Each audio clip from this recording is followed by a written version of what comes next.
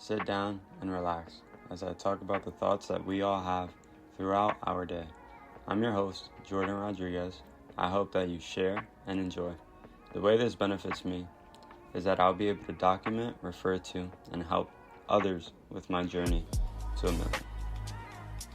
So we're going to talk about how to structure your day in terms of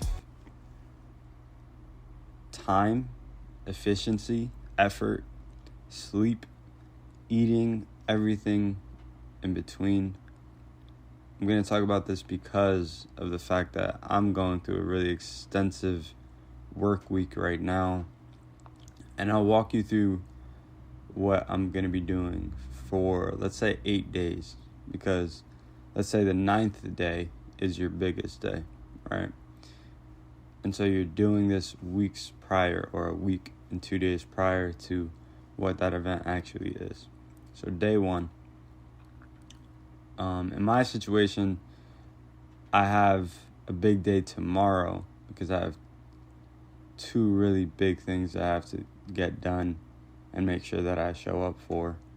So for me, I've already started training or learning for this a week prior to tomorrow. But today it's currently 6 a.m. and I'm already studying for the second portion of what I really have to focus on, and also get in a large amount of work in like the next 4 hours. So the way I'm structuring can't even talk, is I'm going the next 4 hours to finish this whatever task I have to get done. And then I'm actually going to study from about like 10 to 5-ish, maybe 4, to study for a bunch of computer science projects and things of that nature, because I have a final tomorrow and a project due tomorrow. So I'm going to get that in and finish that completely by tomorrow. And then I also need to study for my physics test in that morning tomorrow. Is going to be hell. So it's a matter of really kind of structuring my day the right way. I woke up early today. I got enough sleep. And now I'm going straight to work. And from here, it only gets worse, because this Monday, so in about like 4 days, I have a calc quiz as well. And then the following Monday, I have 2 finals. I have a calculus final and a physics final. So it's kind of like the overview of what's going on right now, but I'm going to kind of give you a step-by-step guide as to how I'm actually structuring my day and how I do it so that I'm not being burnt out and being as efficient as I possibly can, and also getting the amount of work done that I need to excel and actually, get good grades.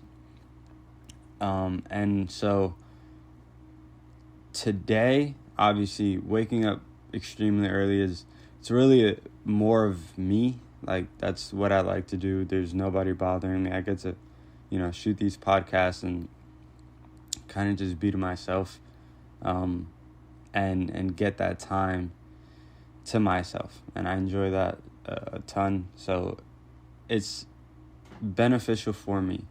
Right? Others don't have to do it. I mean, I suggest trying it if you've never have, and actually getting a consistent schedule around what you enjoy. Some people enjoy waking up later, some people don't.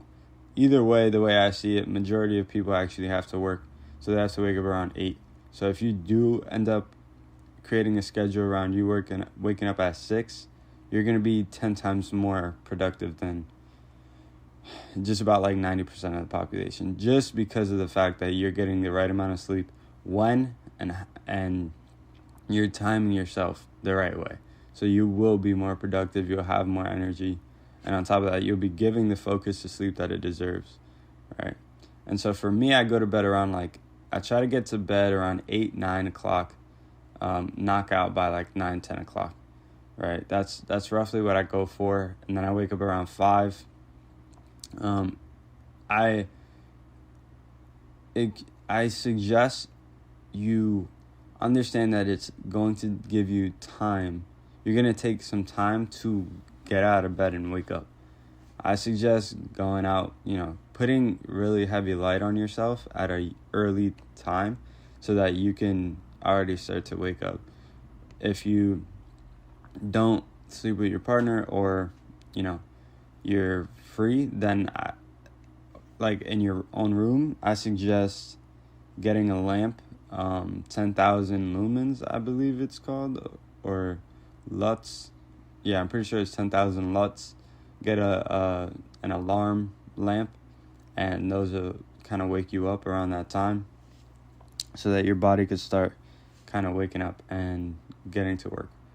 And that's the fastest way that you can get to work. There's no go out for a jog, go do this, go do that. Of course, we all have priorities, so set your priorities straight. Work, to me, is always the main priority. I don't really put anything else above that because of the fact that it's just like,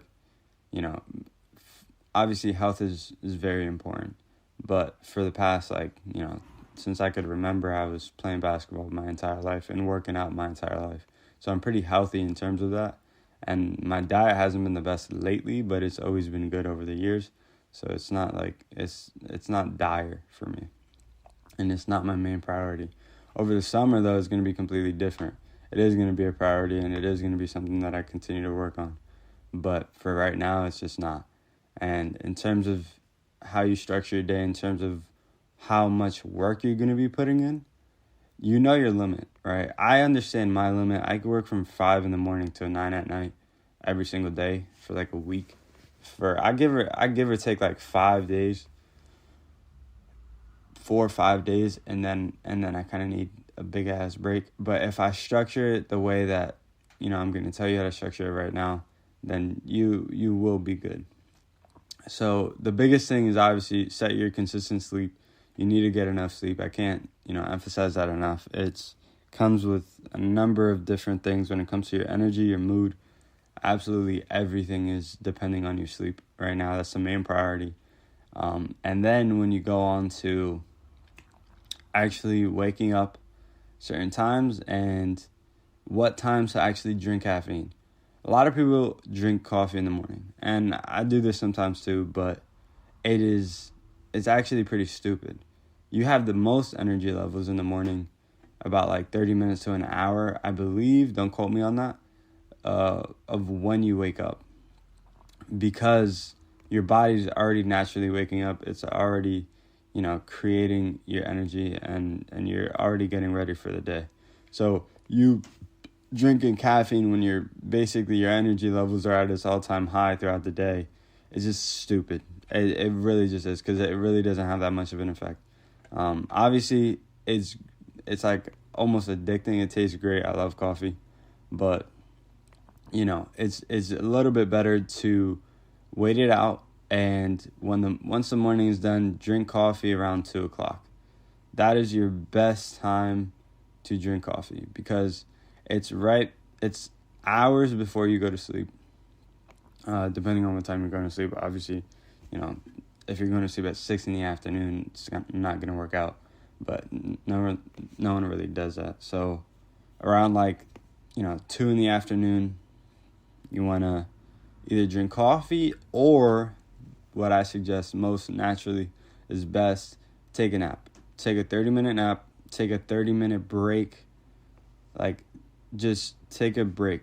Take a nap, either or.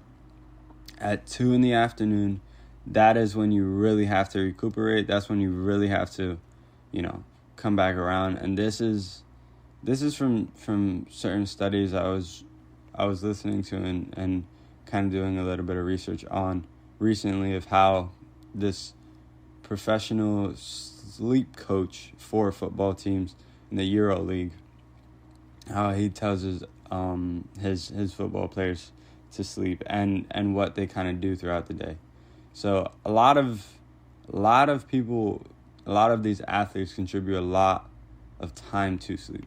They say it's between 9 to 12 hours, but they're trying to allocate that much time to their sleep, not necessarily sleeping through that entire time. So depending on how long you say you can sleep for, etc. Your circadian rhythm comes into play a lot here, but understanding where, you lack the most is like either you have low energy, you're eating a lot right before you go to sleep, that messes up your sleep. There's a lot of different factors, but there's a lot of really good research on the web for you to be able to understand and kind of improve yourself when it comes to sleep. And the reason why I say it's the most important is because you're not getting out of bed at a certain time if you don't have a good amount of sleep. And even if you do, you're just going to have low performance. And overall, you just don't want that, right? You want to be able to perform optimally at 100% all the time. And that's only going to be due to consistent good sleep. And I'd also suggest tracking your sleep with certain metrics. Like if you have an Apple Watch, good. Just use that for now. Use the Whoop band or use the Oura Ring. Those are a couple different ones that are actually pretty good when it comes to, using your sleep. So on and so forth. We can now talk about how much work you're actually going to put in. Right? I said that I can work an extensive amount of hours. It's only because I'm used to waking up at 5 to go to basketball practice, then go to school, and then go to basketball practice again, take a little break, and then do basketball again. I did that for an entire season my junior year, and I also used to do that prior when I used to play at a different school. I used to wake up earlier so that I can practice, then go to school, and then train right after for team practice, if you will. And that's normal for me. So the amount of times that I've done it, it's really allowed me to be more consistent with it. And implementing a good sleep schedule just made that even better and more consistent. So for anybody out there, it's really just a matter of what you are used to, what you've done in the past, what you know you can do, what you know you're capable of. Like, I've done days in college where I would study for, 12 hours in one day or complete assignments over the course of 12 hours. Like, it's really just a matter of what you've done in the past and push yourself. Like, don't be afraid to be like, oh my God, I have to study for 10 hours. Like, it is what it is. Depending on who you are as a student, like, you may need that amount of time. I definitely did because of the fact that I was focused on basketball my entire life. So I needed to, push myself as a student. Hey, really quickly, I just want to say thank you for listening to this podcast. I actually don't advertise for this, and all the money that I make, I put straight into donations. So all that I ask is that you have a blessed day and continue to listen. Maybe even leave a review. That would mean the world to me. I hope you enjoy the rest of this episode. And also, you can find me on all other social platforms. It's most likely going to be JRodSocial9. On that and become a better student. And the way that I did that was through work. And the best way I know how is just putting my work ethic into it. And that's just to become better as a student. And that taught me a lot in itself. Becoming good as a student allows you to become good at a number of different things in general. But becoming a good student, not just academically, but I want to say that's like your biggest opportunity. A lot of people don't look at it like that, but it is your biggest opportunity to learn how to learn. Like, it is the best place for you to learn how to learn, right? These schools are designed to make it difficult. So, like, if you're able to pull it off in terms of, like, how you study and what you do and how you can achieve your goals, trust me, in any part of life, yes, some obstacles are different than others. I wouldn't say a student is going to be good at the game of basketball if you're a good student. But at the same time, you will have a way better understanding of what the heck is going on in everything. It comes to sports, it comes to just anything as a student overall. You will have a better understanding of the world and how it works. And you can actually, have a really valid opinion when it comes to certain topics. So I suggest actually trying to become a good student and what you do. And that's not because of, I want a job, or I want this, I want that. Like, it's really just about the fact that you're getting yourself better. That's what matters. Whatever pushes you, right? Like, if you want a job, that's great. Hopefully that pushes you to become a better student, because in the end, you benefit from both sides of the coin. So push yourself to become a student, etc., and push yourself when it comes to work. You have to break your bounds. You have to try to get stronger. You have to try to get smarter. You have to try to be able to work longer. And it's as simple as you doing the work. LeBron, I was talking to my father about this recently. Let's look at a basketball player that's been playing basketball for a very long time, LeBron James. 1 hour of LeBron James' work, or let's just say 10 hours of LeBron James working out, let's say over the course of a week, him in high school, nowadays, is worth one of his workouts now. So he's 10 times more efficient now when it comes to working out than he was when he was back in high school, because of the amount of experience that he's had to be able to study and know what his weaknesses are and better pinpoint what his weaknesses are to study or work on those weaknesses, right? So it's like, it's just a matter of doing that. But he doesn't stop. He's not going to say, oh, wow, now I can only work 1 hour and the same as back then. No, you work the 10 hours still, and you're just getting 10 times more out of it. And that essentially is what I'm talking about when I talk about efficiency, right? When I talk about efficiency, it's you learn the tools of the trade, essentially, of whatever you're trying to study or work on. And through that, you actually become a better worker. You become more efficient, you're performing a lot more. And that's simply because of the fact that you're working on the task more. It's literally what your input is your output. And that's all. If you put 10 hours into, studying for like the next 3 days, I guarantee you that you're going to be really good at whatever fucking subject that is. And it's simply just because you actually know what you're doing. You put the extensive time and effort into that, and you will get a reward from that. And that reward will hopefully be you learning how to become a better student, or you actually getting a good grade on that test, or better than your last grade. I've had times where I've studied for 10 hours and still only got like a C or a B minus. And I understood that the test prior to that, I did worse. And that was because I didn't put the time that I did that day.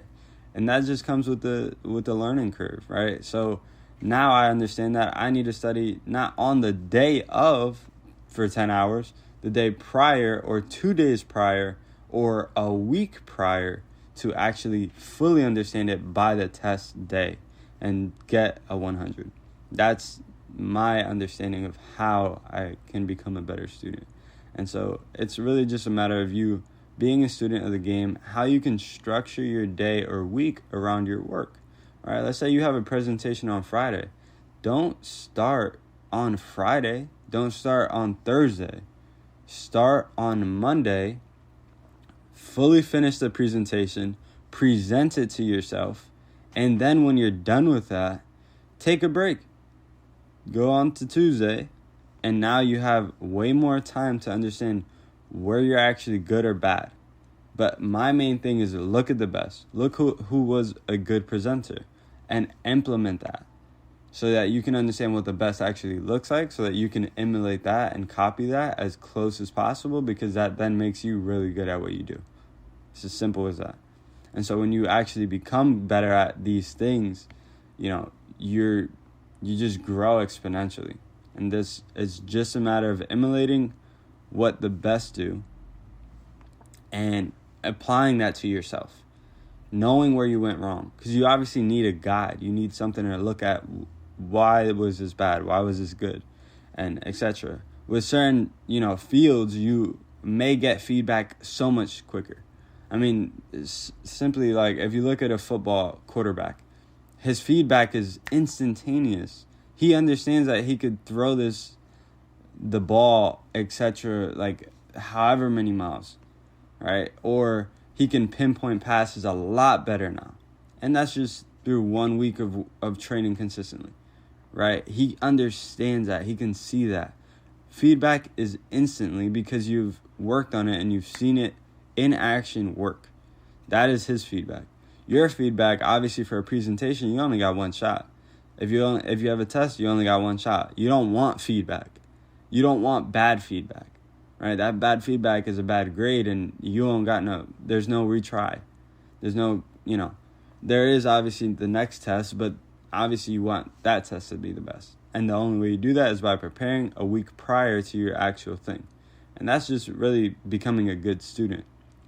So at any game, at any, field or subject or topic, understand that you have to work weeks prior to the big event. And that's what I'm doing now. It's really just a matter of, structuring your day, actually getting the right amount of sleep, and getting little tips and tricks along the way, like you taking a nap or going for a walk at 2 in the afternoon, because that's when your body actually needs the break so you don't burn out. And so it's just a matter of understanding what's what, becoming better, and obviously, through the years you'll get way better at what you're doing if you keep consistent with it.